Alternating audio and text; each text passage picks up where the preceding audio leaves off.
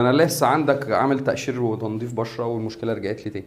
طب ايه الفكره بقى؟ فنبدا نفهم البشره، نبدا نفهم تركيب البشره اصلا، محتويات بتاعتها، المنتجات الصحيه والروتين الصحي للبشره عشان تبقى فاهم. يعني ايه الخطوات بتاعت الروتين؟ في لخبطه كتيره جدا، وناس تقول لك استخدم مش عارف المنتج الفلاني، الناس تقول لك استخدم المنتج الفلاني.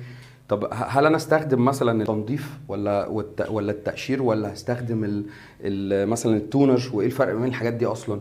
وميسلر مثلا، ميسلر ووتر ده ايه الفرق ما بينه وما بين المنظف او الكلينزر؟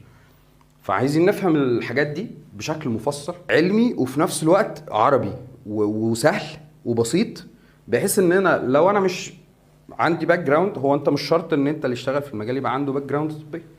فبالتالي انت لو عندك باك جراوند طبيه هتلاقي اللي انت عايزه، اللي هو العلم القوي التقيل اللي انت عايزه. وفي نفس الوقت لو انت مش مجال طبي هتعرف تفهم كويس برضو.